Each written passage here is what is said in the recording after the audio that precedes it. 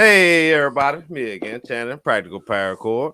In today's video, I'm accompanied by one of my good friends, the King of Australia, one of my partners, one of the best slingers in the world, Mitch Mercer, y'all. Yeah, we decided we're just gonna have us a little hangout session, get some live and just talk slinging, talk lives, talk what we're doing, just to give everybody a little insight.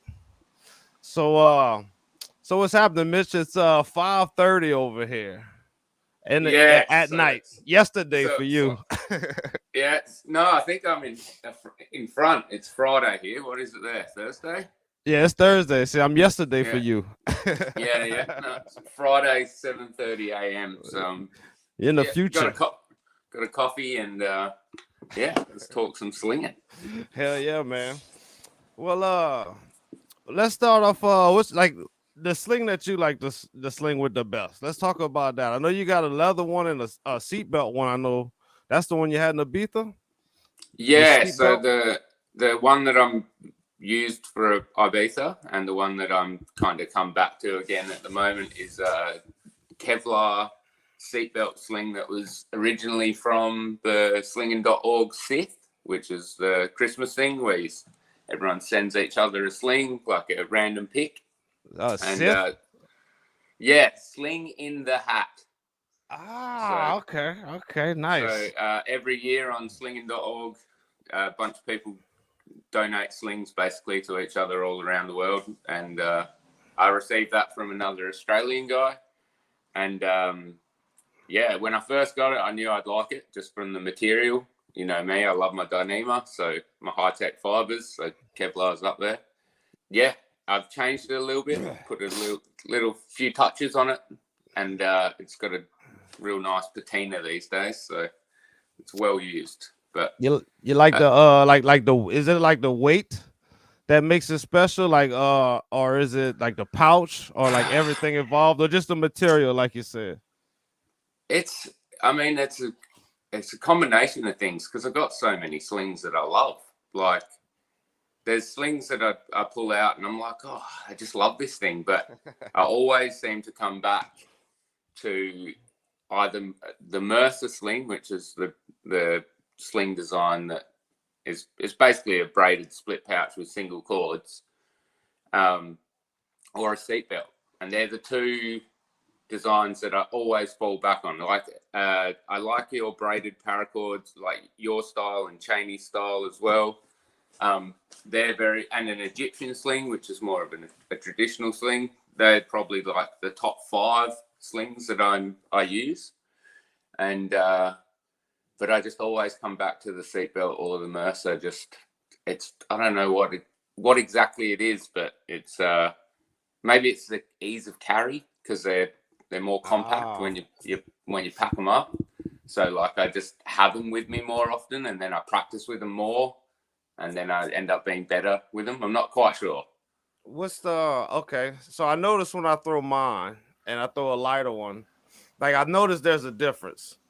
And what's the difference with which when you do it? Like when you throw with a heavier one compared to a lighter one, is it more like a low left or like a left or a right? You know what I'm saying? Does it make the ball come out later or faster? I find with heavier. So first we'll define heavy because I'm definitely in the light scale of slings. So Yeah. by no means would I consider your sling or Cheney's sling a truly heavy sling. They're like Yeah. they're on the heavier side of lighter or the lighter side of heavy. They're like kind of in the middle. They're On the not heavy side of like a decent a like light of a light sling, or they're on the light side of what yeah. you'd call a heavy sling. Like I don't. I mean, I don't know what yours weigh. I Wait know a I need to second. get a good weight of them. I'll get a. I'll get a scale, All right. and I've got a pile of slings there. Sweet. Hell yeah. Talking about sling weight, y'all. We'll get some slings together. It's because there's a difference with the weight of the sling and the weight of the projectile, you know. And that's why I was just asking about the performance.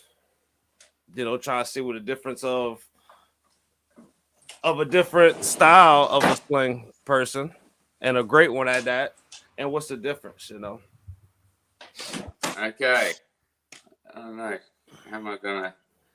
But like if you would throw like and I say heavy sling, that's just like braided compared to not braided. You know what I mean?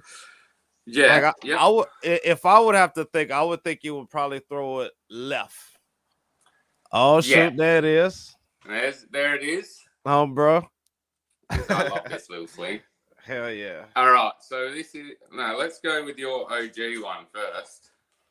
Oh yeah, that's the heavy one. What? The OG Smiley pre-taper. All right. What? So this weighs 72 grams. 72 grams. So that's that I would put in personally. I'd put that towards the heavy scale. But then this isn't heavy. I haven't actually weighed it. I've got no idea what it weighs, but it's not 72 grams. 35 grams. 35, so, almost half. Yeah, all right. So that's massive difference. That is. And then this is my Kevlar seatbelt. Just for I'm fairly sure I know what it weighs. It's like 25, somewhere around there. That's the one I seen in the beef. Oh, there you go. Bang on 25. 25. So there's 7 grams difference between this and that. So that's not massive. Yeah, that's not bad at all. That's only small. And then I got a Cheney and a Iron Goober Valeric just as what? Hell yeah. I know Cheney got that Kevlar, and his is a little light. Yeah, I'm pretty sure his is actually these two. About the same. Really similar. Actually, yours might even be lighter. I think from memory, this is closer to 40. 43, 41. 41, bro. So this is a little bit lighter than this, but I think maybe a little bit longer, maybe. Yeah, so there's a little bit more length in it. It ain't even that much longer, yeah. That's pretty damn close. Yeah, so, I mean, the weight of the fiber doesn't always guarantee the sling's going to be lighter because there's a design component in it as well, like how much material you're using where and, stuff like that. Yeah. So, but yeah, so for me, this kind of weight is like on my heavy side for what I like. But about 7 grams more. Yeah. You're right. 7 grams ain't nothing. I always think, like, for me, I like a sling. The feel of a sling around 20 grams is like the feeling I like in my hand. Because does it make the ball feel heavier too, right? Like, won't it? It makes the weight feel further away for me. Yeah, having a lighter sling, like it feels like it's longer. Like a really light sling. If my go-to length is 29.5. That's what I really like. Or in your, what's that in yours? 59. yeah. And that's around my sweet spot too. I learned that the hard way in January. Mate, it's half an inch. Like half an inch. If I go to 30, it's like everything's off. It's like this tiny little bit, and then from 30, I really need to push it up above kind of 32 and a half, 33 for it to start coming back into timing. There's like a dead zone for me in the middle there. That's it. Okay, I got a good one for you. That's kind of a good segue because, like, okay, the slings that you like, what's the most slings you like? Are you the person that would grab you a sling and go, or would you grab you like a small sling for small rocks and then a big long one, or just the long stuff? Like when you go off big, you know what I mean? Like, do you have some fun slings or some? If I'm slinging just by myself, I will almost always take the seatbelt, unless I'm going to a spot where I know there's really, really rugged rocks. And if there's really rough, hardcore rocks, I usually take a noodle, like just a piece of string with like the knots tied in the middle. And that's mainly because if I'm fucking going to destroy a sling, it may as well be the easiest sling to break, I mean, I love having slings as well as using them. So like I treasure these things, you know. Oh like yeah, I love them. Look at the patina on this thing. I know. I remember like, that one from Ibiza, man. I like that sling. It's been overused, and like it should be the same color as that. Like it's that's crazy. But yeah. But do you have sorry? Do you have any like long ones? Like, do you have any like? Don't you like super long ones? Yeah. But you only bring them out when you're going. Say if I'm slinging and I'm like if I'm target slinging in the backyard, I have like a rack in just behind my back door, and it's got all the slings that I'm using currently. So I'll go through periods where, like, you know, you sent me this, and this was hanging on the back door for four weeks or something, and I'd pick it up and I'd use it, and I give every sling that people send me a good decent try, and I don't mind switching up slings and stuff. I get a bit pissed off because you're used to what you're used to, and sometimes you're like, for fuck's sake, like I can't get this to just be as good as I want it to be. Like I love the feel of it, or whatever it is, or you can have slings that just don't agree with you. Like I really struggle with a Balearic style. I have no idea how some of those guys throw with them. For me, it's like it just makes the job a lot more specific. Like you have to do a certain motion to get the sling to open right, and you got to make it do a snake, like you got to do a whipping. Everything got to be together. Got to be like a whoosh, or if you got a little turn, it's gonna tumble. It's gonna tumble. Yeah. But when it comes to me, there's my slim sling. That's the one I want to work because I like let me try a lighter sling. But every time I try, I just have trouble with it, and I gotta go back to like my regular side. Yeah. Every time I think it's better, but if I that's my closest one. I always try. But last year I scored an 18-8 when I was really trying. So that's really trying. I kind of get aggravated and give up easy now, but if I had like a strategy, like if I say, all right, I just want to have like the total fun, the fun rail, I'll have me one on my wrist, a little micro sling, like I had in the Ibiza, you can just pull up rocks anywhere. Then I got like the regular one, and then like an 80. You know what I'm saying? Like today, I was at the park trying to make a video, and they was out there playing softball, hitting dingers. I put out my 80-inch sling, threw a softball over the home run fence, cuz a softball's like, damn. Because my 81, I made the pouch a little bit bigger. I'm glad I did now. Now, there's I definitely define a difference between an everyday or target sling and a long sling. Yeah. Like for me, they're two different things. And I'm not a distance guy. I'm not a power thrower. I'm I don't know, somewhere in the middle. I'm not the weakest thrower in the world. You're not you're not like a Balearic style, like you ain't got the. I'm not Goober. That's it. Goober, Goober, archaic Lewis. Them two are crazy, man. Those two guys, and I say this wholeheartedly, if you haven't seen it in real life, you don't understand how hard those guys throw. I remember because I was like, man, it can't be that bad because I came late and everybody was talking about them at the dinner table. So I said, all right, first thing in the morning when we go out there to the little court, like let's throw at each other, So I'm thinking, all right, being archaic, I'm gonna be able to die. See, I already know what to do. I know if the ball's coming like this, I know which way to duck because it's gonna curve. Yeah, man, them balls were closer than I thought. I felt like Ray Fields when I do it. I was like, oh man, all right, we can stop this right now. This is gonna end bad. And Uwe got hit by one in the arm. Oof. Oh, that thing was bad the whole time. The whole trip he had a souvenir. Crazy. King Uber. And that was from a good 30 meters, I reckon. 25, 30 meters, and it still left a mark. So Man, I Tennis wish I balls would. aren't as safe as we think they are. Oh no, oh no. But hey, like you were saying though, like there's a difference between regular everyday slings and long slings. So look what happened when we went to the beach. Everybody Oh pull out yeah, the big long daddies, you know what I'm saying? So I mean, that's another thing. Like when I first started slinging, because I kind of would watch my like old videos a little bit just to try to cut some shorts out or whatever. And I noticed when I first started making slings, I made like these big long ones. Just yeah. because once you figure out the slinging thing, it's like you just want bigger, longer, faster, further.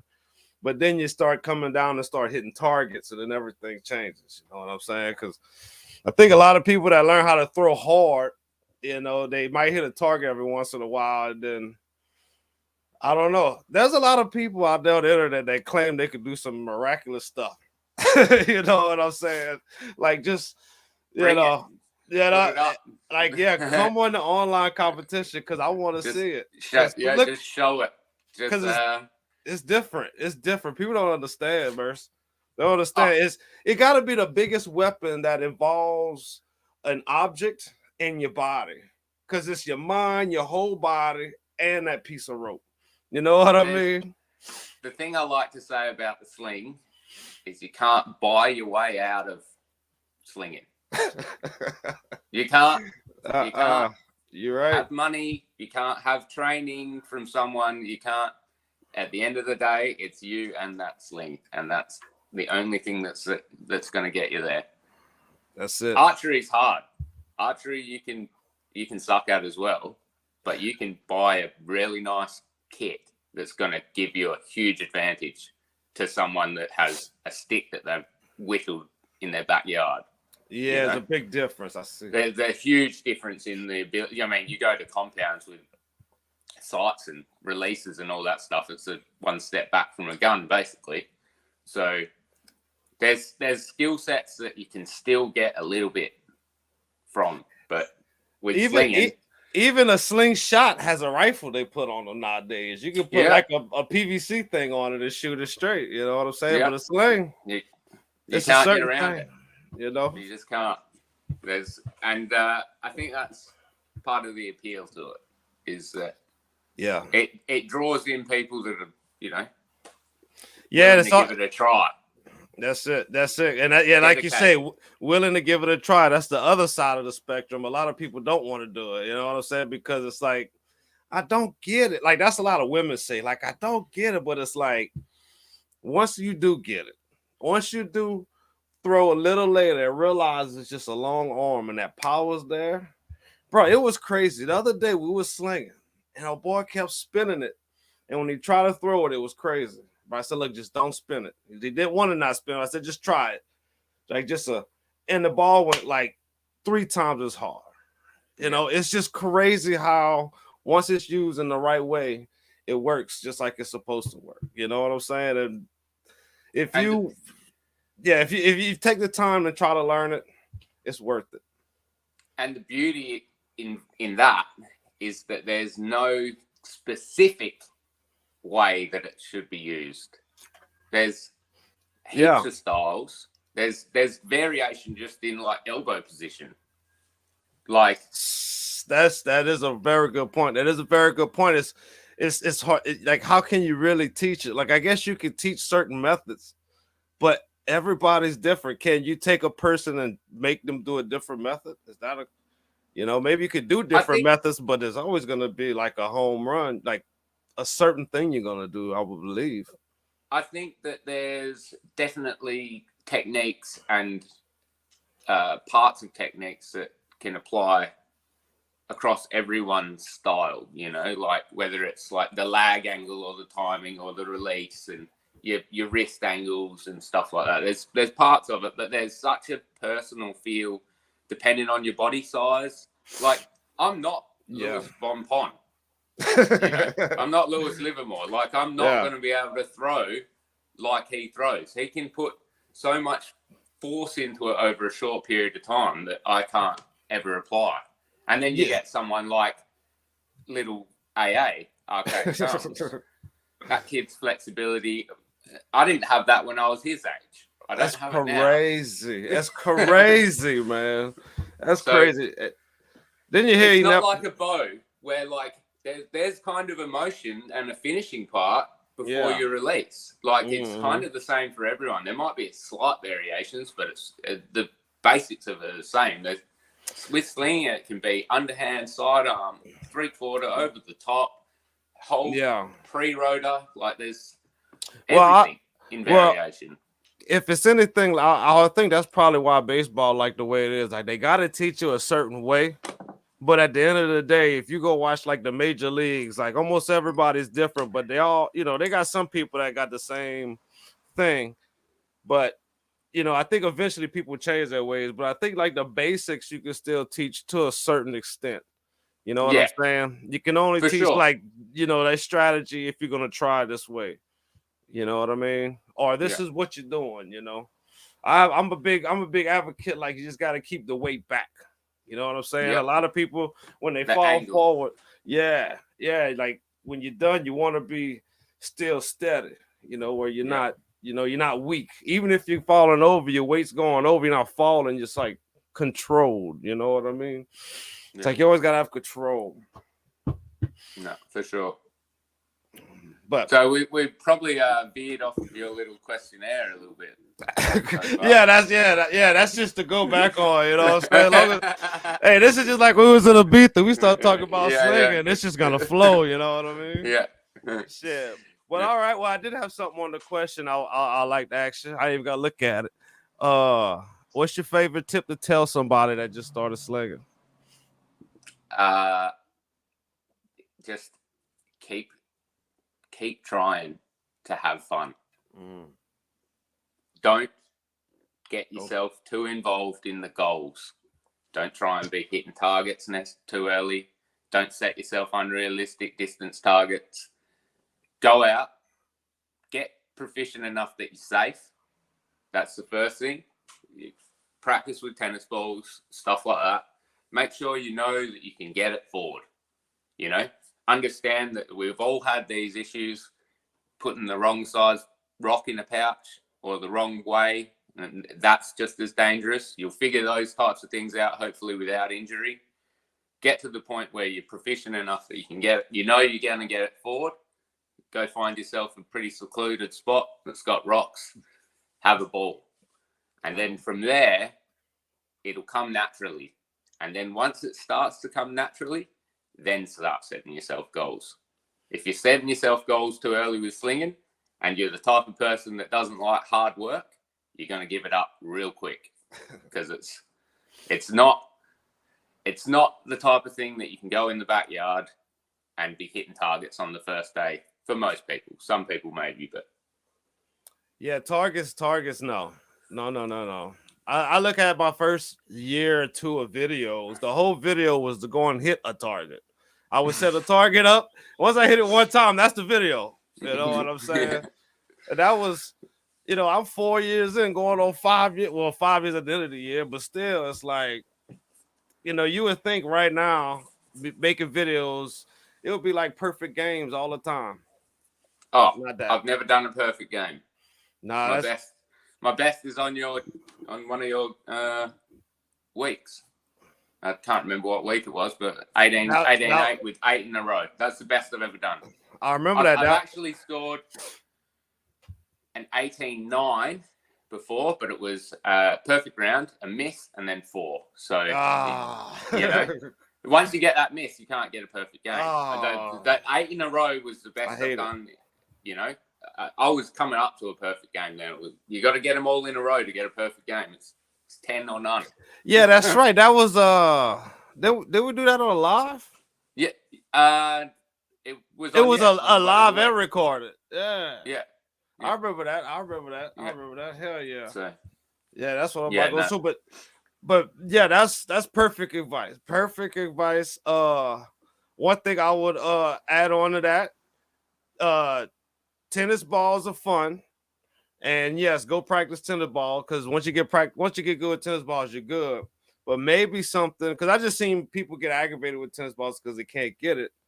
But I never seen anybody get aggravated that could throw 4 like rocks in a lake. You know what I'm saying? Like getting wide open and just for sure. maybe there's Yeah. more elements that make it feel better, but maybe that might be something else people can think about. You know what I'm saying? Well, But I I think definitely say tennis balls. That's the safest thing you can do I by think far. to start off with, you just got to make sure that whoever's taking it up, whether it's you're looking after yourself or not, you're either the type of person that's willing to take the risk to take a rock to the head. But if you don't want to take a rock to the head, then you should probably start with a tennis ball. And the first year of me slinging was hazardous. Hazardous. Oh, you and me too. Now that we talking about it, yeah, definitely stay in the open. Yeah, me too, bro. I remember trying to sling down a bayou, and they had like boats on each side, camps and stuff. I can get deep in some. A lot of people when I try to teach them the first time, I could be standing way back to the left, and I almost got hit by rocks in the head like 3-4 times. Yep. So that is a part. You're all right. You do have to be super careful. Yes, there's things that you and me and other slingers that have been slinging for a long time have had the experience, and luckily enough, not had catastrophic consequences. That we know when there's a line that's drawing on the danger side, like golf balls. Okay, they fly wicked, but I'm telling you right now, you do not want to be hitting anything that they ricochet off because they are wild. Yeah, that's definitely crazy stuff on the danger schedule. Yeah, golf balls, you get a ricochet from a golf ball, and I've had 80-gram polished steel, hardened steel balls, and I was slinging them at one of my target spots, and there was a piece of metal that I hadn't accounted for that was off to the side, but I wasn't thinking anything of it. Man, this thing ricocheted off and came straight back, and it was going twice as fast as when I threw it. It was because it's hardened steel. It's like just going bang, boom, and just come right back. And I was like, holy shit. Double bouncing. Scary.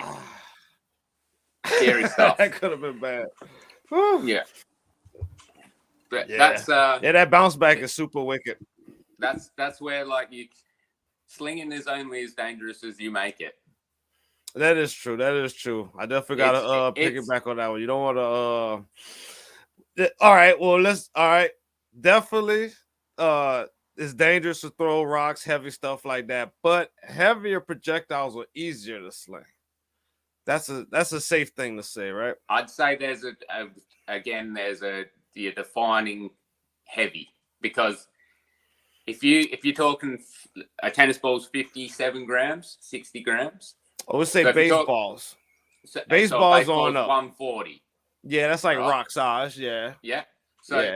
So if you're talking for a beginner, getting it go straight, not necessarily putting heaps of power into it, but getting the feel, easiness of it, that kind of 100 to 200 gram range seems to be really preferable for a lot of people. Yeah, I feel like you could learn it easier like that. The tennis ball, I feel like it's too much. It's because you're fighting the pause moment. So there's a pull moment and there's a hold moment, and you kind of have that motion. Whether it's a single spin, you swing it up and crack it, or it's pre-rotor.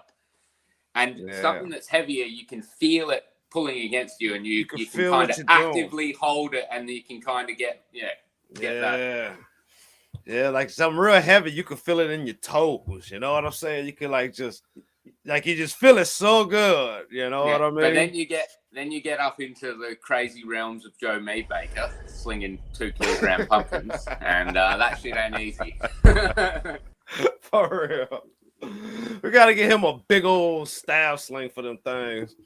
Get well soon, Joe. Come on. Yeah, Joe, get well, man. Yeah. We have to get him set up as a little wheelchair trebuchet. That's it. Hey, that's what I'm saying. Get your staff. Get that thing set down. That's a video we want to see, Joe. Yeah, Joe. Staff slinging a wheelchair, my man.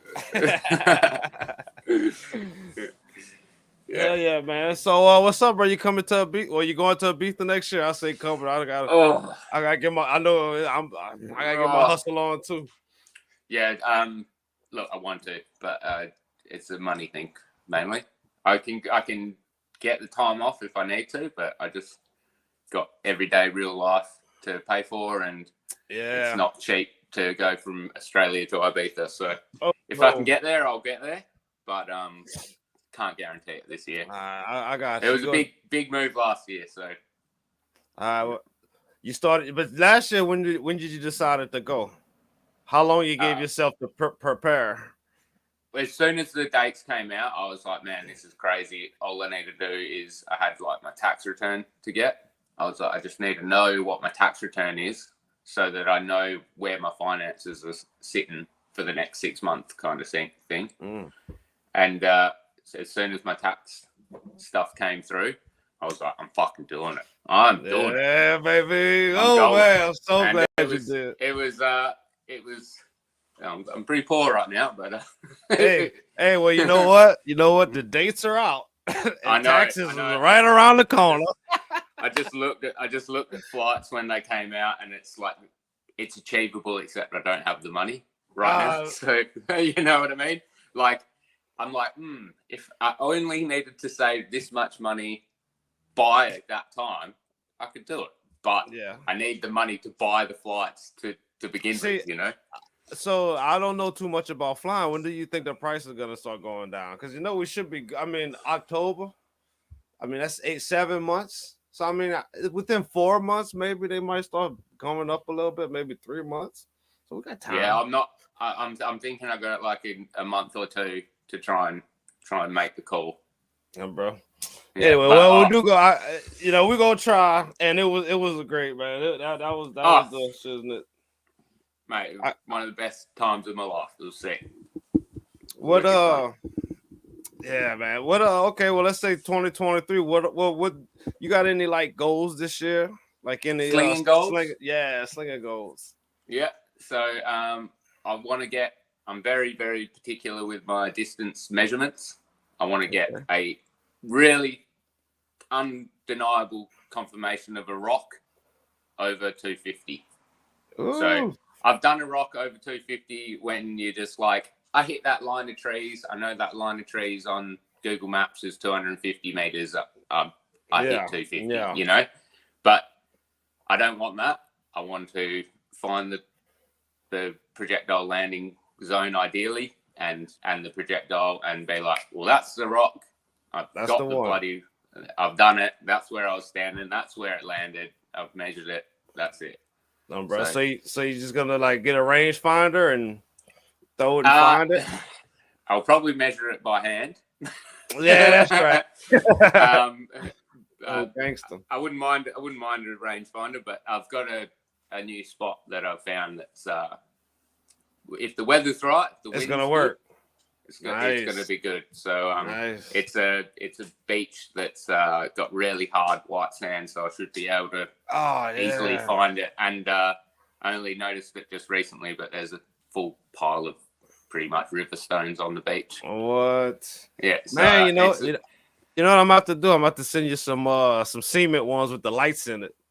Oh, hell yeah. Them archery tracer things. You put them in some cement glands, bruh. You gonna find at night. I mean, you can't lose them. You know what I mean? Yeah. And they're so strong. They don't break. You know, so it's fire. Yeah, sick. Yeah, wicked. Thank you. Yeah, I got you, dog. Yeah, Blind Squirrel been making them, man. Blind Squirrel got some molds he sent me. So man, super impressed with the ammunition stuff that people have been doing in the last couple of years. Ready Man, shout out to Ready Man. Blind Squirrel. I know Ryan from Louisiana's been doing some stuff. Yeah, he been cutting up. There's, Goober.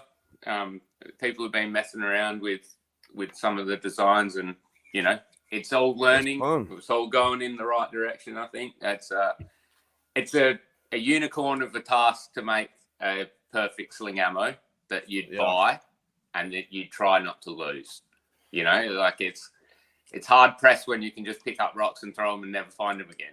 That's it. That's the thing. And I was literally thinking about that today. It's like the comfortability about rocks is like you could just throw it and say screw it. I don't need to find it. But when you got it's like once you throw it, now it's like, okay, where did it go? Where did it go? All right, Let me go get it. Yeah. There's like a little triangle or like even multiple faceted kind of Venn diagram of like, okay, you want the ammo to be good to start off with. Like, we're not just going to make an ammo that's crap and flies crap and isn't accurate or anything. So that's one thing, that is how it actually performs. Yeah. Then there's like the cost or the time involved in building it, you know. Cost and time for sure. You know, so there's that. And then there's like a safety / you know, durability element. Like, how is it just going to break on the first time that you throw it? Or is it going to be super durable, you know, kind of thing? And then that ties into how dangerous it kind of is, you know? Yeah. And then those all get, literally they all get compared to the two most common ammos at the moment, which is tennis balls, which is super safe, durable as hell. You can barely ever lose it, you know, but it's not the best performing projectile because it's light and it doesn't fly far and, you know, but it's safe. It ticks a heap of boxes for that. Or rocks, which you can literally go and buy a bag of them for like $5 and just huck them all into the bush. It's environmentally friendly. You're not leaving lead around or, you know, stuff like that. It's not like bad for the environment. It's probably, if anything, is, you know, somewhat beneficial. Exactly. It's like when you get like the ammunition that does, like, I think the future ammunition, I can't wait till you see the next video. When I got with the little screws in the cement, it's crazy. And I think that's gonna be a fun new thing when you could like play darts with a sling. You know what I mean? That's gonna be fire, son. And I feel like the ammunition's coming. Yeah. But we just gotta wait for it. Everyone's working in the right direction. There's, you know, there's chats going on between people behind the scenes. There's obviously the forums and all the communities on Reddit, Discord, slinging.org, blah, blah, blah. So, you know, people are interacting and that's what the slinging community needs is like, it's small, but we just need everyone working together, being mates, sharing ideas, pushing the sport. So, it is a sport at the end of the day. Like, majority of us are doing it for a, you know, sporting activity. We're going out, we're shooting at targets, we're interacting with each other. You know, it's a sport. It's not a weapon until it's a weapon. You know? Yeah, it's a sport. It's like what we're trying to do is like what we're eventually trying to make is a league. Like everybody have leagues, and then once everybody has leagues, then we can compete against each other, and then we can actually grow this thing. And can you just imagine how much fun we would have if we had the group of boys that were in Ibiza together all the time? Oh, like it was crazy. It was crazy. We'd be going down to the golf range and playing a game of sling golf. We'd be going down to the shotgun clay range, shooting aerial targets clay. We'd have a legit target set up that we play Balearic games all the time. We'd be throwing for distance. We'd have games of sling tag. We'd have all sorts of wicked things that you can do with this sling. You just need the people. That's the thing. That's the hardest thing is that you're all the way over in Louisiana, halfway across the damn world. Goober's in California. Arcade's in Britain. That's one thing I'm lucky about. Like, if I ever get like enough money where I could like take a flight, I'd love to go holler at Goober. Holla at Chain, go check out Joe Mead Maker. Like it's just a, you know. Well, you know Dan. Dan who? Dan, my buddy. Yeah, from Australia. I believe he's going to America at some stage soon, and he's really going to try and come and see some of you guys. So. What? Hell yeah! Where's he gonna be at? I think he's got family in Chicago or somewhere around there. I'm not exactly sure. Yeah. Hell yeah, shit. Yeah. Come on down to the south, Dan. I got a spot for you. Yeah. Fuck, you guys would have a wild time. Oh yeah, we'll cut up, man. We ain't going to New Orleans. Come on vacation, leave on probation. That's what they do in the 16th edition around here. That's what they call it. Yeah. But I do want to ask you, if I do ever get lucky one day, be able to come down and hang out with old Mersa. What we gonna do out there, man? What we got going Oh, on? mate, I want to mate. surf for sure. Surfing, I want to put on the list for sure. We definitely do some surfing. That's for sure. We'll be doing So how long all you been sorts. surfing? You been surfing for a while? Like you Look, like really I don't good like, at it? You like to do honestly, tricks? I live in a town that man, this is like a legit one of the best surf places in the world where I live. So That's crazy. I don't even want to call myself a surfer here. That's like, like it's like being like, yeah, man, I'm a major league baseball player. No, I'm not. You know how to surf and have a good time. I'm having a good time. I'm catching waves, but hell yeah. I'm not a surfer in the sense of what happens down here, man. There's some wild boys down here. Oh, bro. Real good surfers. But yeah, we can play in the surf and have a little fun, and man, all the slinging stuff, like I've said it before, but I just need to have people that want to do it and actually put the time and effort into doing it, and I could have a hell sling fest here. That's right. Yeah. I remember you saying that. I just need there's like the insurance side of things that I need to look into, and the catering side of things, because after being I think that's one of the best things about being in Ibiza is it was like, oh shit, we're back late. Oh, it doesn't matter, there's food. Like everything, there was food and stuff all the time, like it means that for the whole day you can kind of go and do stuff and everyone's sweet. If we had to go back to the hotel and then go and sort ourselves out for dinner, it would have been a nightmare. Yeah, so, definitely. That would have been terrible. Yeah, that was nice having a good buffet every night, so we got every night, every morning. We know we got in the middle. They always fed us. If they didn't feed us, well, they fed us, but it was like, you can go eat some other stuff if y'all want to. Yeah. But no, it was that's something that I'd love to do, is put one on down here and see if people were into it. And I think we could probably line up all sorts of target games like trick shots and all that type of stuff. I've got areas that I could do all that. We've got 2 or 3 golf courses down here, which I know at least one of them lets me play sling golf, so I'm pretty sure the other ones would. Then there's like a frisbee golf place as well that we could probably play sling golf at as well. I wouldn't have an issue. There's all the distance spots into the ocean. There's all sorts of. You got the little spot you was talking about. Would that be a good spot, or that's like a ducked off spot? Remember you were saying your distance for 250? Is that like a? So it's a beach spot, and it's pretty reasonably secluded. So it's just it comes down to the weather in the day. Really, it's like if there's no one around and the weather's nice, it's a hell spot. Like it's like a killer spot. Whoa, nice, it's not the beach in Ibiza. It doesn't have that much. Yeah, I mean you can't get much better than that. I mean that's top. Mate, all that needs is just a platform, a little platform that's level, like a little deck. And that's where you just launch from. So you've got there's some pylons out there that got the distance on all the pylons. Yeah. That would be fire, man. Yeah. Well, I'll tell you my strategy. I'll just because I'm in the same boat, and I'm like, how do I do this? I'm thinking, okay, I'm gonna try like around May. That's around like kind of my birthday. I'm gonna try to do another one like in October, November after the thing. But I'm thinking like first I'm gonna do some kind of advertisement, but I'm gonna have like a horseshoe event. It'll be a slinging event, but we have horseshoes too. Just so the people that's not, because slinging only so many people.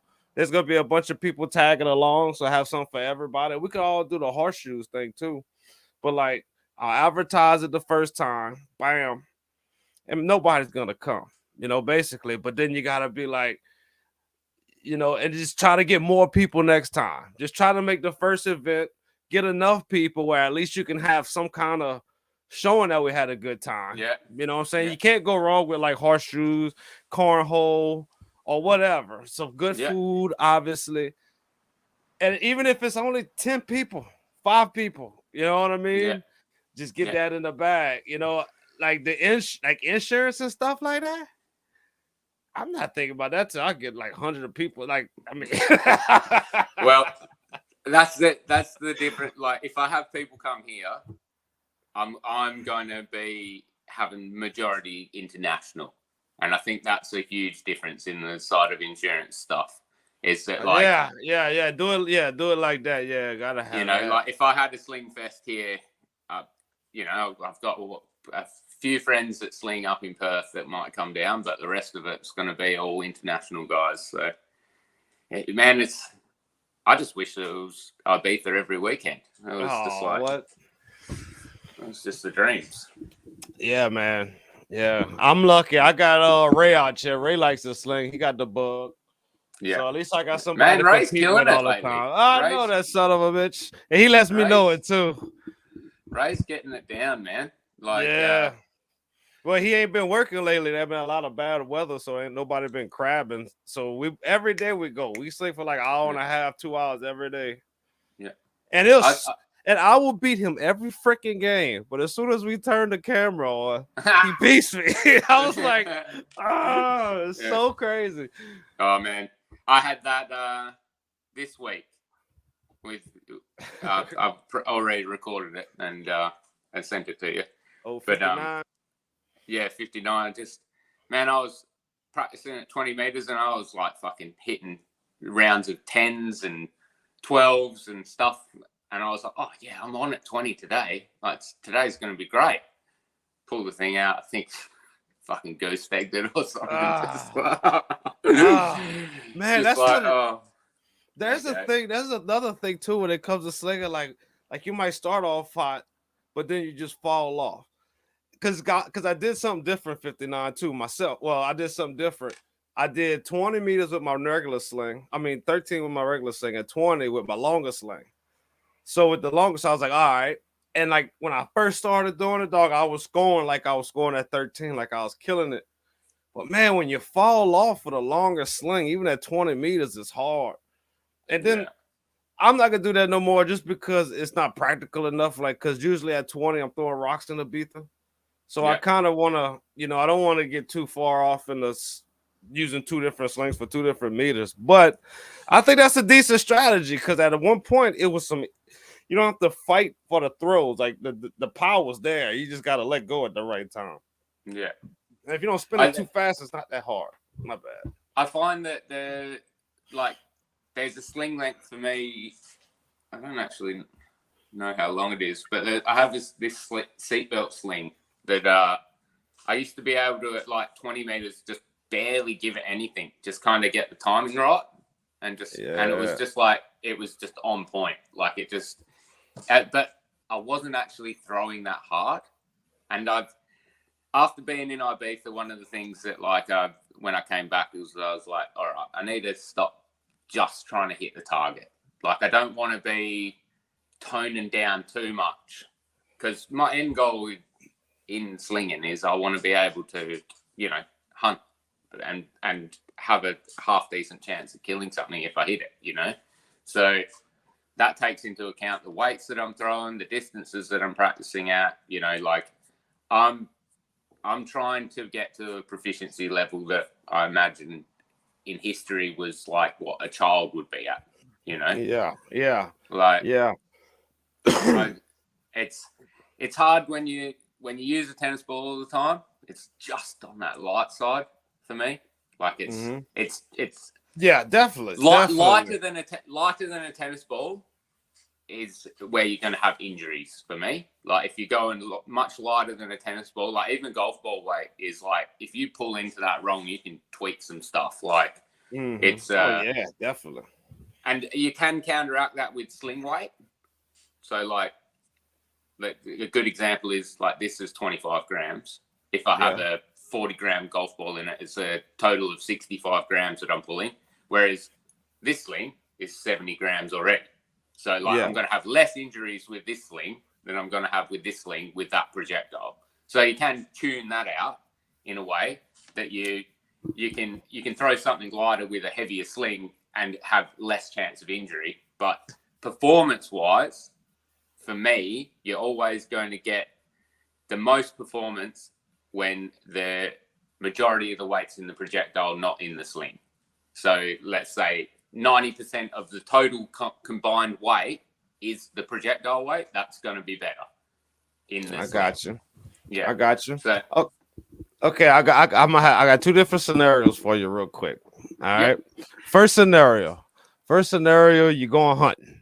All right. Yep. What are you throwing? We hunting rabbits. We just gonna hunt some rabbits. There's a lot of rabbits out there. Yep. What sling? What projectile you using? Are you using some Are you getting like your special bullets out? Or you know? Are we talking hypothetical? Real life, or are we? Yeah, real life. Real life, not best case scenario. I'm not. No. Yeah, best case scenario. Like, let's just say we did have a money advantage. Yeah. We got the. If I'm a billionaire, I'm throwing platinum. Full circle. I'm throwing platinum plated tungsten glands, baby. They're fucking. There we go. With diamond points on them. Oh, that's it. That's okay. What's the weight? What's the size? What are we looking at? What it looks like? Okay, weight wise, for hunting that style, I'd probably be in the 100-gram range with a really dense projectile, because when you go high density, the size of the projectile comes down. Yeah. So you can increase the weight a little bit because of the forces that act on the actual projectile. You imagine something big has more leverage and the weight's off counted. Yeah. So what you think of, is this too big or too small or too big? I'll just give look at this perfect example. So you just have the pouch, and you have that's sitting on the pouch, and it can rock either way like that, because there's weight on either side of the pouch. Whereas if you have something small, it can't rock. It's right much. Where you want it. If these were the same, they're both rocks, so they're not the same weight. But if they were the same weight, which means that they're different densities. So a higher density thing, in my experience, you can throw a bit heavier than you usually would. So if I was throwing a rock, I like around 80 to 100 grams, is somewhere in there. Yeah, is my preferred weight. Whereas if I'm going higher density, like lead, tungsten, something like that, even maybe steel, I'm probably pushing more towards 100, 120 gap. And like this size right here. Do you think this is what size? Like, I can't. What's that, brass? That's brass. Yeah, I guess about I'm gonna 3 fingers is too small, too big, or about right. I'm gonna guess that's around 70 grams. I think you're right. I think And you said you want something about 100. Something about 30 more grams in this, 30, 40 more grams. Well, a little bit bigger, because I definitely would rather something bigger. That's not too bad. I'd probably go a little bit bigger, but not much. Like, bro. Yeah. Like, for me, the perfect kind of size of something and this is where density can be a bit hard, because there's two main physics problems that are going on in regards to the density. So you have your like external ballistics, which is like how it flies. So like a tennis ball's never a fifth. Let's just stick to the weight of a tennis ball, called 60 grams. Right. So let's say a tennis ball is never going to perform the same as a 60-gram rock, right? And then even more so, a 60-gram piece of tungsten is going to perform, which is even heavier than lead, is going to even outperform the rock, right? And that's purely based on like drag coefficients and stuff like that. That's just that we're not slinging in a vacuum, right? But all right, then there's an additional problem that comes with that.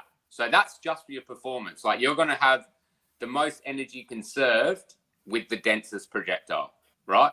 But then so you're going to get the most distance out of it. If you're throwing distance, there's no way about it. The denser the material, if they're the same shape, the denser the material will always win. It's just straight up physics. You can't get around it. Like, the only way you can get around it is with an aerofoil, where you're putting spin on the ball, like a Magnus effect, and that you're causing the trajectory of the ball to change. It's no longer parabolic. It can hook up like a golf ball is one of those things that, like, you can throw it and it can literally lift off the ground. Yeah, it can ride with it. Yeah.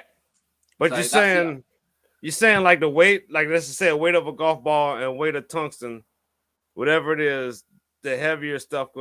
The denser stuff, the denser stuff, denser, not heavier, right? No, so heavy is just the weight. So heavy is the weight. You can get too heavy, but the the two densest, the denser will always win. Is what you're saying.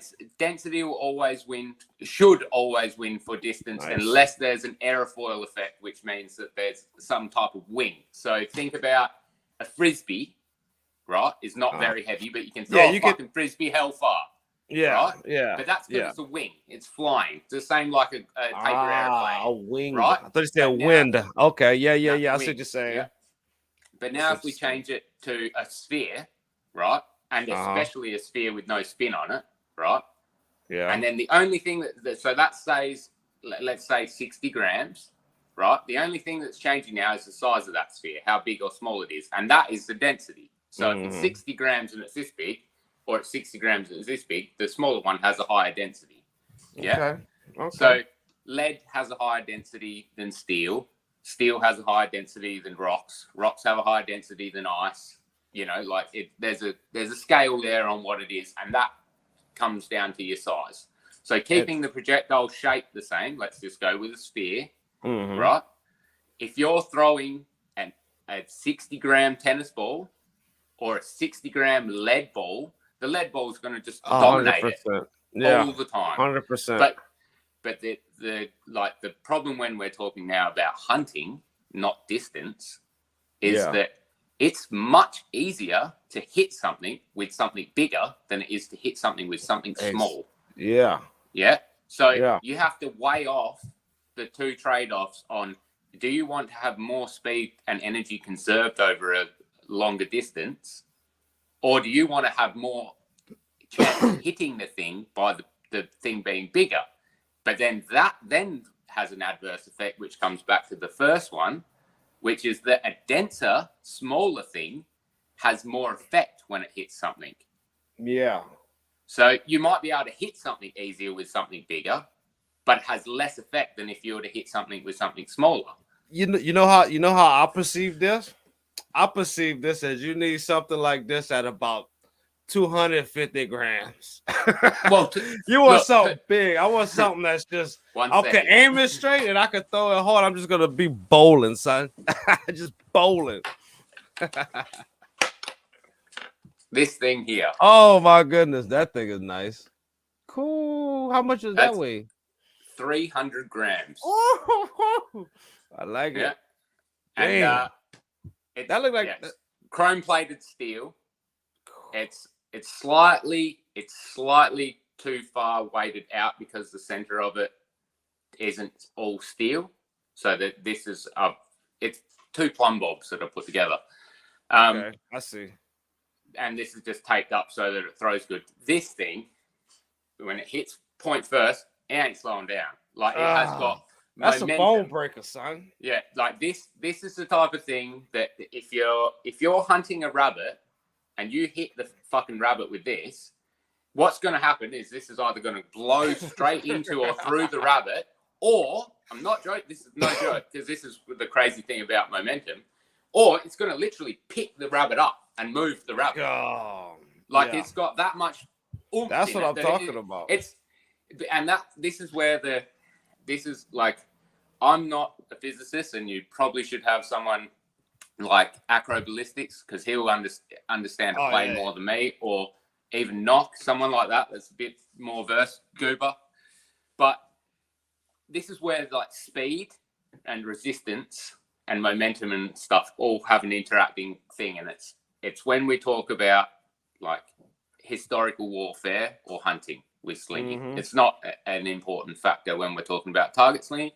It's a very irrelevant factor with distance slinging. So if we're just trying to get distance, it's pretty easy. You want to have the best chance is to have the smallest thing that you can get to launch clean. Yeah. For the same weight. Now, the cleanliness of the release is like probably the hardest thing to figure out. You gotta get that right all the time. Yeah, you gotta get it right. That's why the guy who's got the record with the dart, David Engel, something like that.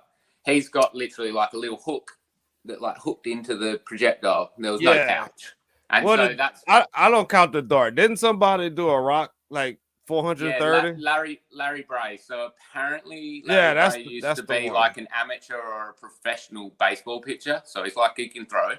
He's Yeah, like it's legit. possible then. He's like 6'3".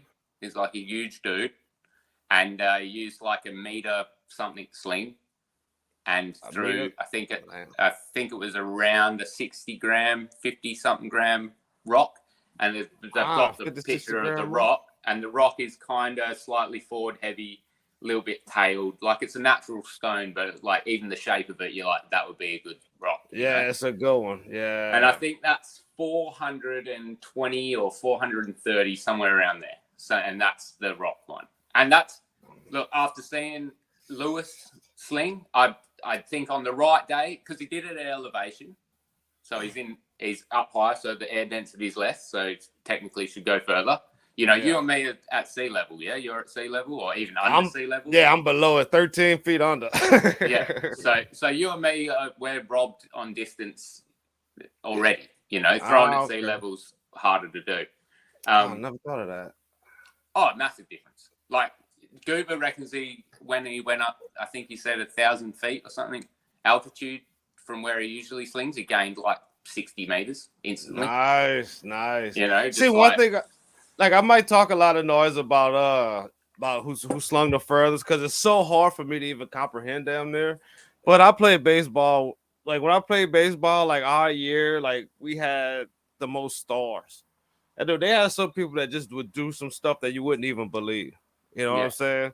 Just like Lewis, but like seeing, I just see some crazy stuff back in the day. Like some athlete, when you see an athlete, you don't really know how good they are till you see how good they are. You know what I'm saying? When it comes to throwing, man, I seen people.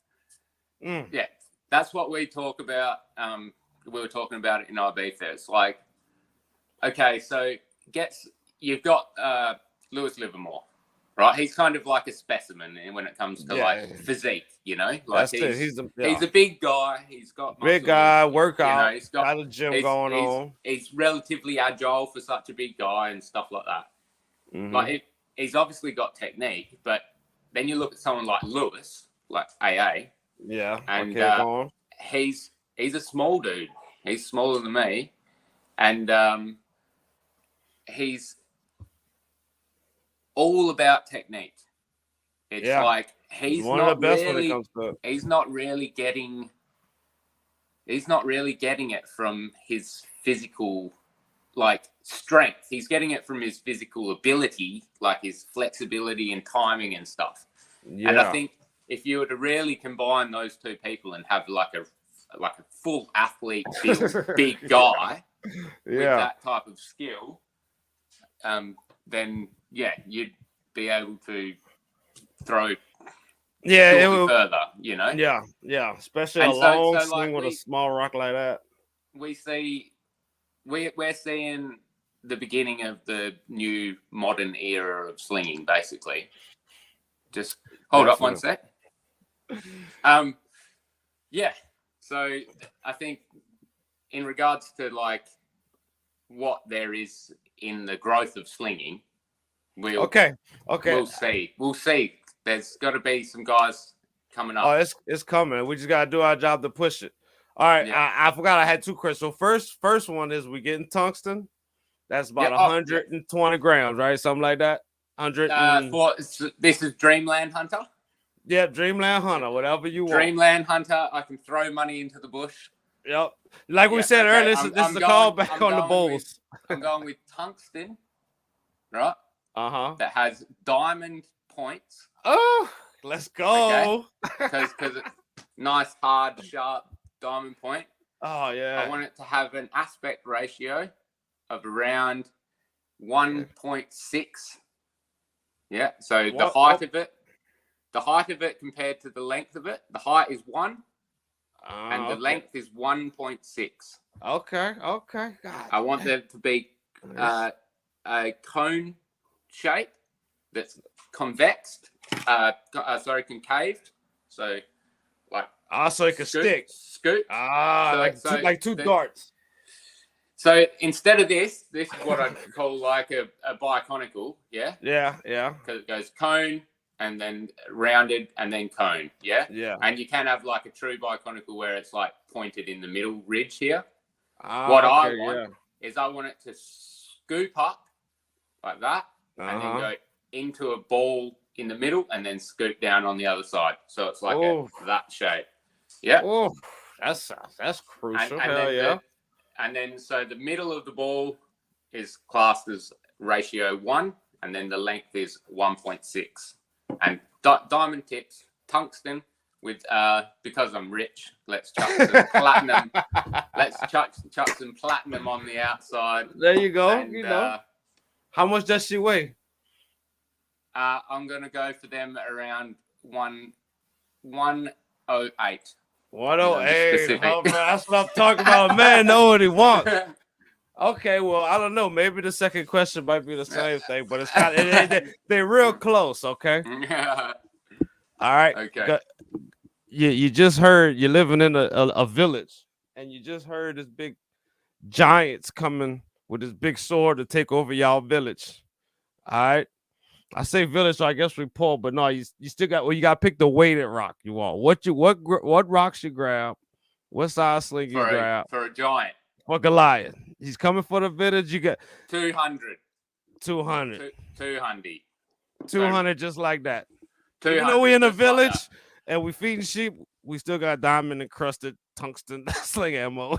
200 grams. So for me, like that I was speaking about it before, there's like a momentum problem with small game.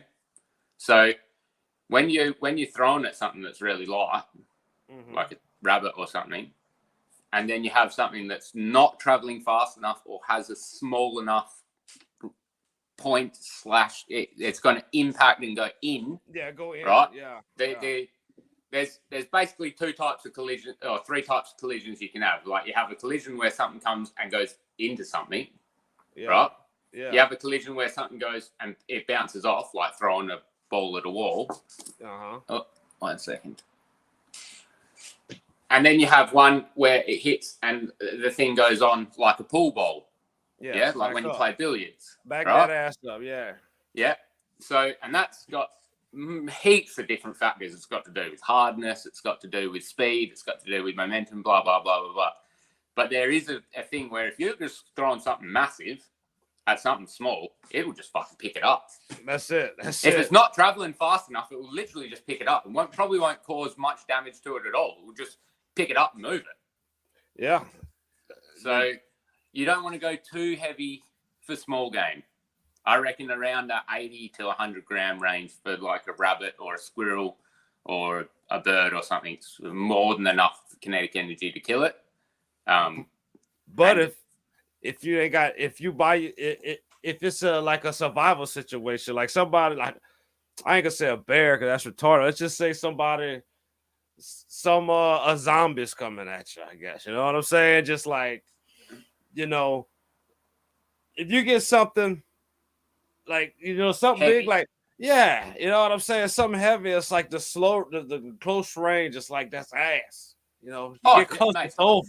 That is where the sling almost outperforms every projectile weapon until we talk about firearms. Yeah. Right? Yeah. You can, especially if you're using a long sling, you can throw so much energy. Like you're crazy. You do Joe Meat Maker and you're throwing a 2 kilogram chunk of concrete. Like that ain't slowing down for much. So if you're hitting something pretty clean, and that's the other thing is the ricochet. So something you've done this with pumpkins. All of us have done it. Those darn things are bloody ricochet. Oh, they suck. You don't hit those things square on, and they just deflect. Oh yeah. The only way you get around that problem is by having heaps more momentum, which is you get more momentum by essentially just adding weight with a sling. Like you're gonna lose speed, but there's like some weird type of bell curve thing where it's like when it's really light, you can't get it any faster, and then it gets to like this point where it's like it starts getting faster and faster for how light it is, and then you kind of peak, and then it starts coming down again, and then it just continually goes down in speed. But then it kind of plateaus. Like it's still coming down, but you're still throwing roughly the same. Like if you throw a 350 gram rock or a 370 gram rock, probably going to be basically the same speed.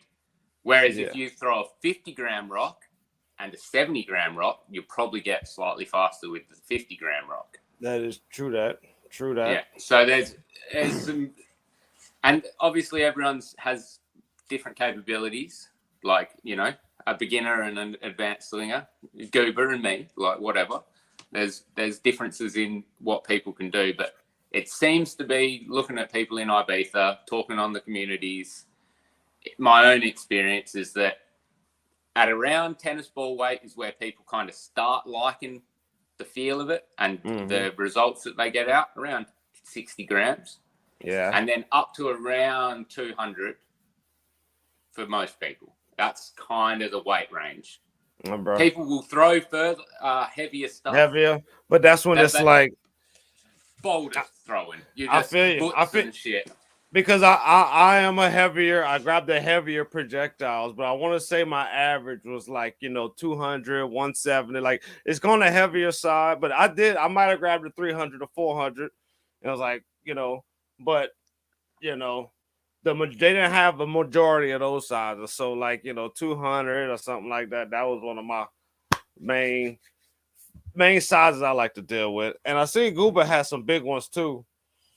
But yep, Goober and Arcade you weren't there on day one, the practice competition, and Arcade was throwing like 500 gram stones. Like, God damn. 18-inch sling, short sling. Like that's the crazy thing for me is that like some of those guys with short slings can throw some heavy weights. Whereas for me, if I'm going heavyweight, I just want a longer sling. Like, it's going to hurt my elbow. I'm not trying to hurt myself like that. Yeah.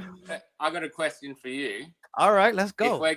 If we're going hunting and it's rabbits and it's thick kind of scrubland, like 90% of the time you're going to be shooting with some type of brush behind you. So the rabbits will have brush behind them. Mm-hmm. What are you throwing?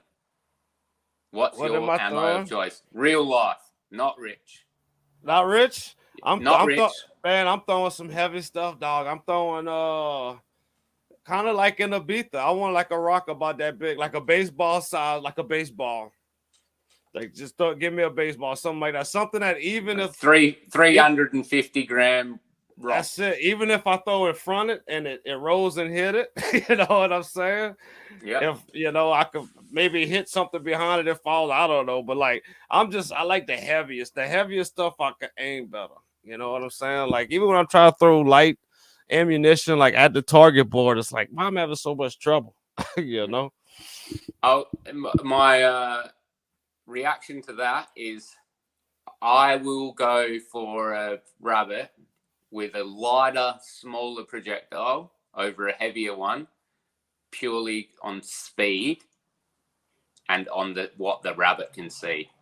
Because rabbit can see big shit way easier, and especially if it's slow moving, and those motherfuckers can dodge.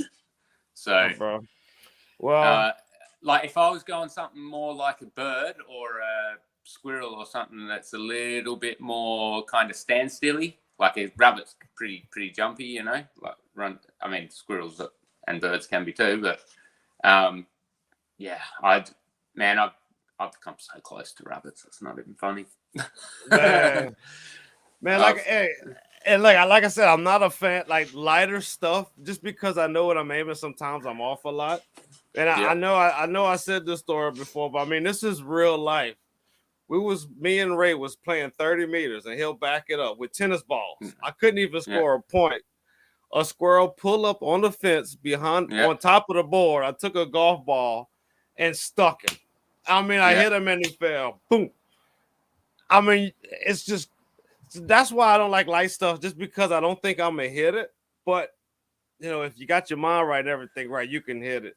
It's crazy because to me, I would expect a golf ball to fucking kill a squirrel, you know. Like I would Squirrels think, are tough. then you got to also think that like a golf ball's kind of, in a way, it's kind of soft. It's not, but it is. Yeah. You know, like if that, and this is that problem where like even now I'm unsure on what the best hunting ammunition would be, but there's something that comes down to the hardness of it, like how hard it is. Like how do I explain it? Yeah. If you had a foam baseball bat and it weighed exactly the same as a baseball bat, but it was soft, and you whack someone with it, it's not going to be the same as something that weighed half as much as it that was rock solid, you know? Yeah. Like the hardness of it's got to be able to transfer the energy more or something. It's like falling on concrete or falling on grass. Like it doesn't hurt to fall down on grass. You weigh the same, you're falling the same. Like there's some impact stuff that goes on there that. Yeah, I think squirrels are just super tough, and a golf ball is so light. Like if I'd have threw like a golf ball that weighed, I don't know, heavier, you know, whatever golf balls weigh, like a baseball, you would have nailed it. Yeah, baseball or just, you know, even a freaking and rock, you know, like it's something more dense. Something more dense would have took him out, you know. Yeah. And just so I get it out there, I told Mercer this story, but yeah, I did hit the squirrel, it hit the ground. We ran up to it and it took off running. Just so y'all know, yeah, I didn't kill a squirrel. If I did, I would have ate his ass though. There's definitely some complex physics that go along with the potential energies involved in slinging. Oh yeah, y'all made me know that in Ibiza. Boy, sitting down listening to all y'all talk, man. Man, y'all smart people, man. Mate, you need to get acro ballistics on here. I would love to, man. I would love to start. He's a good man to talk all that stuff with. He blew my mind. He was explaining to me like the rotational forces on the projectile and how the edging of that can affect the trajectory of it, and also like the amount of energy that it can preserve. That's why he was saying. Hey, can you hold that thought for 1 second? I'm sorry, I got a pill. I can't even think straight. I'm sorry, dog. My Feeling goodness. better. All right, my bad, dog. All right, yeah. Acrobliss said the edging on the projectile. So we were talking about like flat. Imagine like this is. Look at that. Just got one in the pot plant. So like this is like flat this way, you know, in comparison to that. But like the edge here is round. Yeah. And so if you have a hard edge, like more of a square or sharper edge, like acute angle. Yeah. Then that is what you'll get the noises the from. Noise. Yeah. Is it the edge? Okay. Yeah. Is that edge rotating, right? Mm-hmm. So we were talking about like a flat stone like that that's actually rounded. You can throw and it will actually hold its trajectory, and it won't do weird shit unless it like planes on the like flat edges where sometimes it can get some wild trajectories and curves and stuff. Yeah. And then we were talking about like the razor gland design and how the razor glands only have like a small protruding sharp edge right on the nose, and it doesn't extend down the sides like a broadhead on an arrow that obviously goes the whole way down the edges. Yeah, but they're getting stabilization from a flight in the back. So all the loss of the rotational forces on an arrow are much less. Like they're literally only getting rotation from the flights. Yeah, and they're not spinning hard like a sling projectile is. Sling's like a football. Yeah, so that sling projectile having like a essentially like a radius edge on this axis, on the spinning axis, that's more important in like the flight characteristics than necessarily the shape of it. So you can have the smoothness this way is more important than necessarily like the shape. Like you can have like you could have like a square. Yeah, because it's not gonna like, be beating up against the wind. It's just gonna be exactly. rolling. And that's what changes all the I see. like the forces on it and makes it do more weird shit and get like more. So you can actually get something like that to leave and get like a perfect rifle spin on it, but won't make noise. And he was explaining that so well. And then we were talking about like the different forces in like having your hand here to here, and that there's a twisting motion. I won't do it justice. Man, that was some great conversations too, dude. man. Talk about. By the time October comes again, we got to just get that out. You got to get out of just being able to just go somewhere with tennis balls and pull out our sling and talk slinging, man. That's the experience nobody realizes that. Mate, the competition is great, but the best part of it was hanging out with everyone. Definitely. That was like, I didn't do very well in my own, capabilities on the trip, and I kind of let myself down. But man, it was as good as it could be.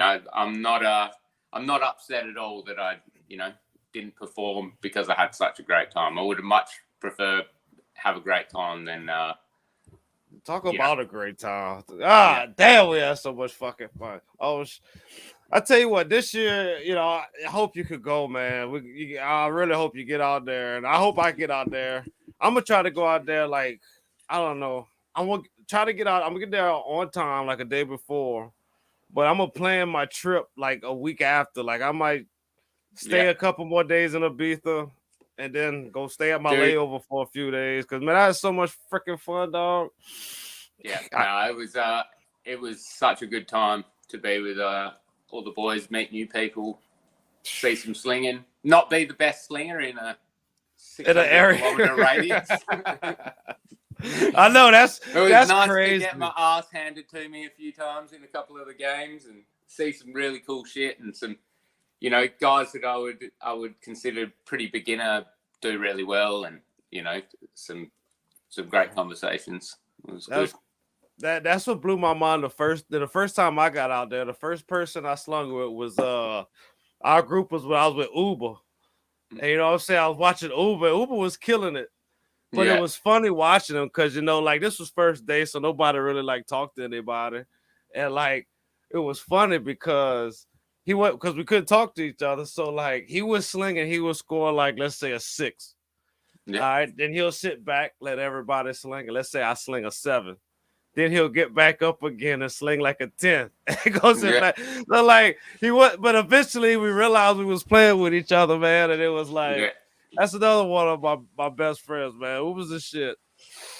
Oh mate, there's a group of boys out there that are I would just love to have, 10, 15 of us together all the time and just having a great old time. So hell yeah, man. No, the boys from Austria, obviously Uber from Germany, the Brits, Morningstar and Arcade, all the Americans, Acro Ballistics, Kick, my boy Kick. Oh, Kick, can't forget Kick. Yeah, Kick's he's a legend. Man, that's my Kick. To me, that was the wildest thing I've ever seen, because before I was there, I'd only watched his videos, and he's always like, "Oh fuck, I'm missing." Like, "Oh no, I'm getting into the." Man, when I was there, I didn't see him miss. He was just hitting the diagonal the whole time. He was killing it.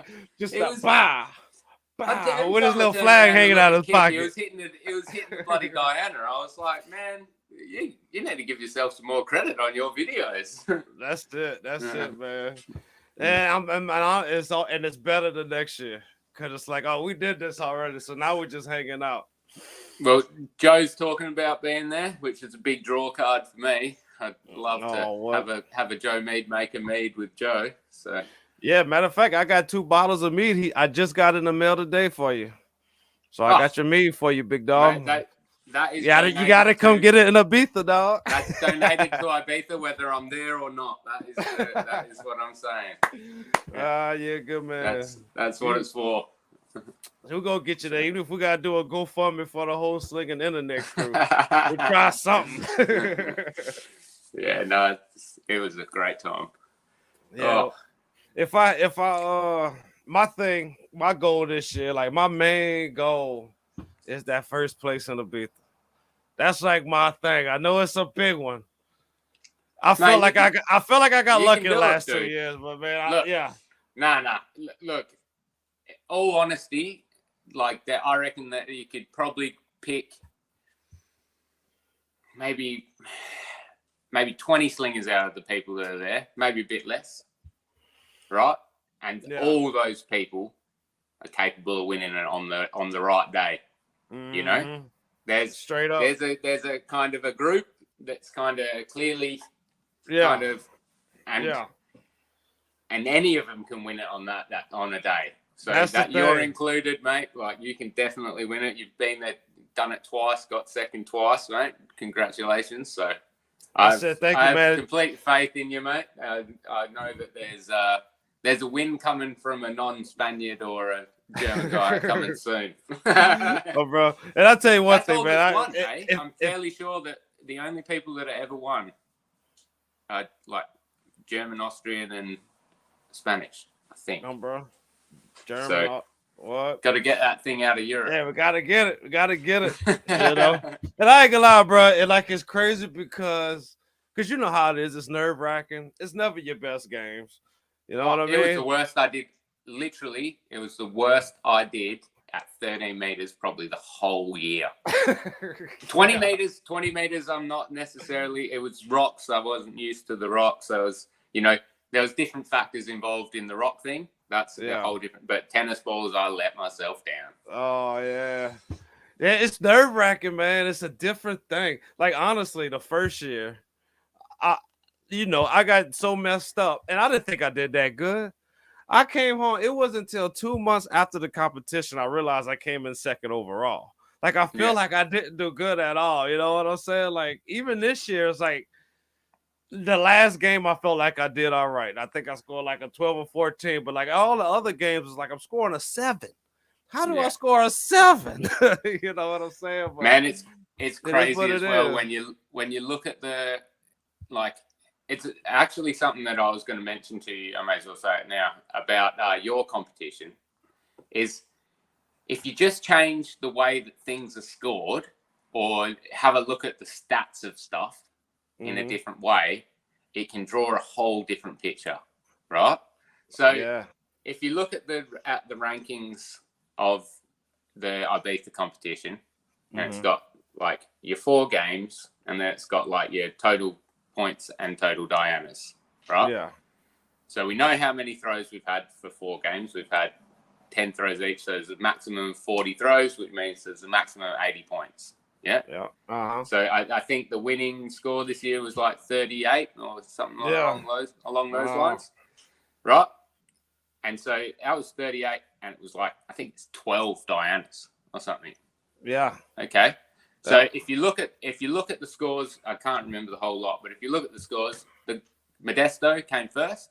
If it was Dianas only, if the game was Dianas only, he also came first. He hit the Diana the most amount of times. He hit the small target the most.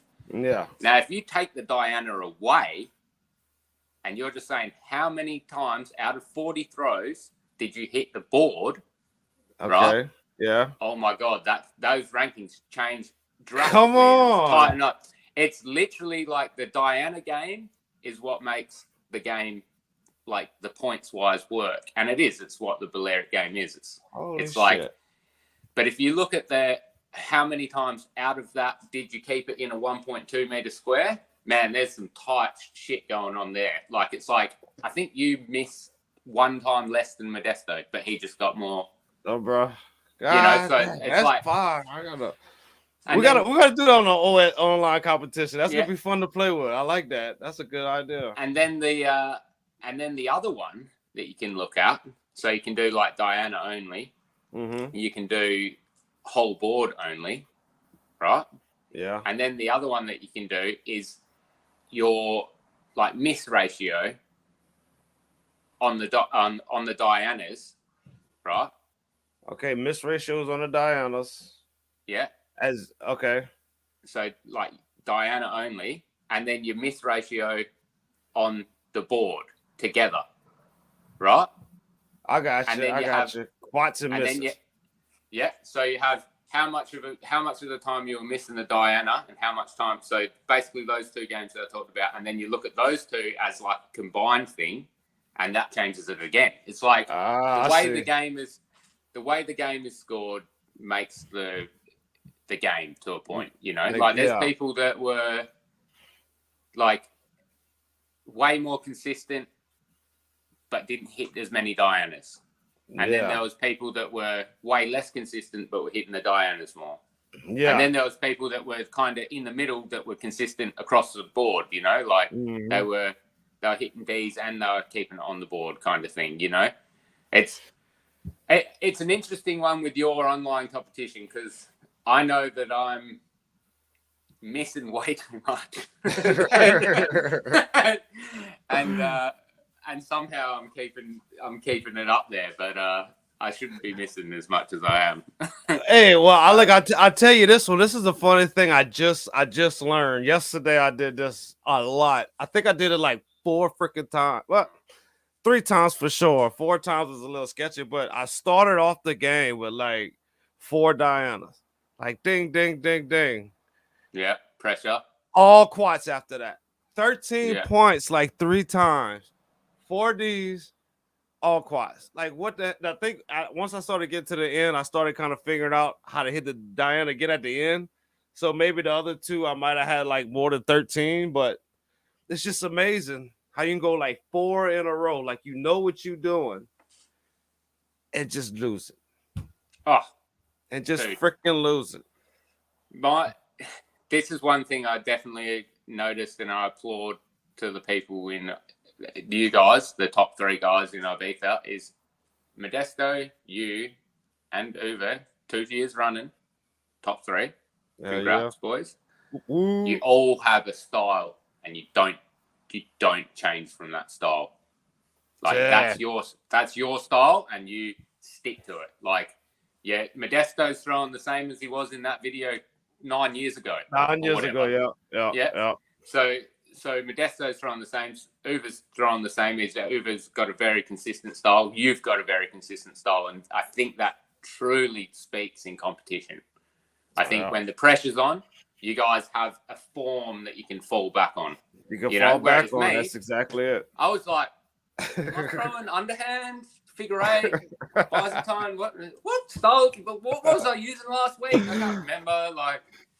Hey, you like the game. You like giving yourself a challenge. I noticed that about you.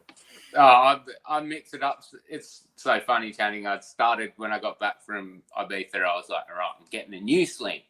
I'm going to stick to a style. I'm going to pick a style. I'm going to go out. I'm going to chronograph all my styles with this sling. I'm going to pick the one that's the most fast, that I'm getting the most speed out of, the easiest. And I went out, did heaps of testing. As your last finally video, settled. No, this is okay. Right when you got back, my bad. Yeah. And then I'm like, yeah, okay. I'm picking this sling. I'm picking this style. And I'm going to stick to it. And I went out there for like 8 weeks, and I just threw this one style and just this one way. And then one day I was like, oh, I'm going to go to the beach. And I was like, oh, I won't take that sling. I'll take the old Kevlar seatbelt, because that one's like, you know, tried and true, good, take around, bust it up. And it was like on its way out, it's got like damage on the finger loop here, and then it's the cracker was all busted, but I've had to like extend the line and stuff. Bro. And I took it out, and I just was like throwing completely different style and having the best time. And I was like, man, I swear this thing's so good. And then I come home and I'm like, all right, I'm gonna test them both out on the chronograph. Did back to back, throwing a certain style. I did it. I got some crazy results, and I was like, man, I need to make a video out of it.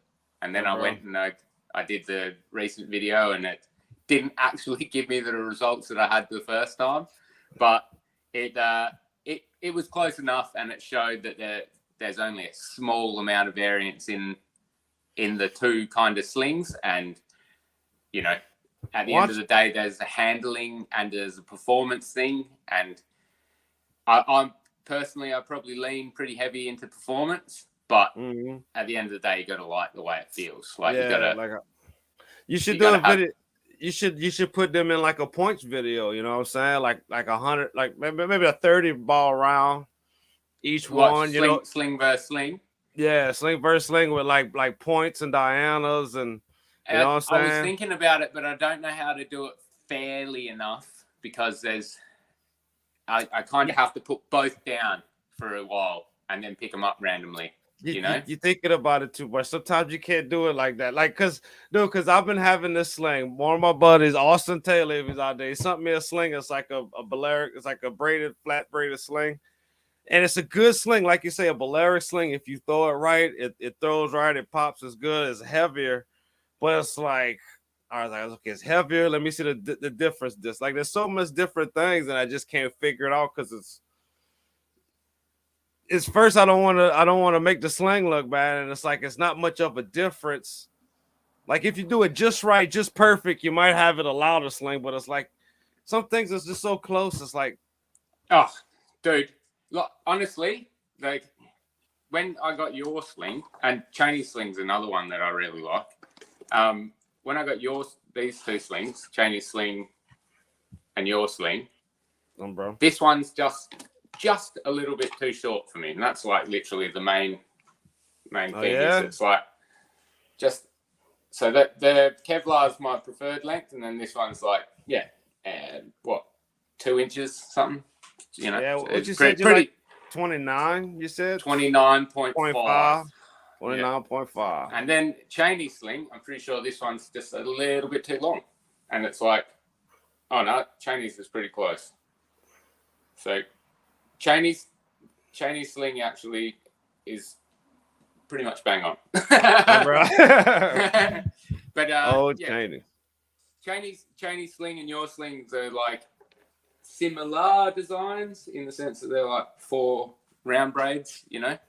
Yeah, But I gotta go from. It looks. I think. I don't know how big is the Kevlar on yours? Is yours? I've got Yours look a little thicker than. I got a thinner one, I'm pretty sure. So like, Oh, yours look thicker. That's my Kevlar seatbelt single strand, and then that's. Oh yeah, we got the same. Yeah. Yeah, this is like the Ready Man one. That's Paracord. Yeah. Yeah, some nice slings, man. He got rid of flat power. The crazy thing about Cheney sling is, you know, I did a little bit of development with your sling, and Cheney sent me one of his first versions and asked me to, you know, test it out and give him my opinion and stuff on it. Cheney had some weight, some knots around certain areas that were like kind of to just hold things together. Yeah. And I got it on video. You sling, and the sling opens, cracks, and then the shockwave, because there was too much, like it didn't dissipate all of the energy out. That's what you want with the taper and stuff. Yeah. I literally got it on video. You see the shockwave go bang, do the crack, and then come straight back down the sling, and the sling comes back and hits me in the knuckle and breaks my skin. What? And I got it on video, and I was just like, yeah, I've been saying this for like so long. The importance of a cracker. Never had the point, like the proof to prove that you want your sling to either be light enough that it's got no reverberation into your hand, because it's so light that no matter how much energy comes down that you're going to get nothing. So like the total weight of the sling is really light, or you need to have that pop, so that when it gets to the end of its cycle, throw, it just goes back. Uh-oh.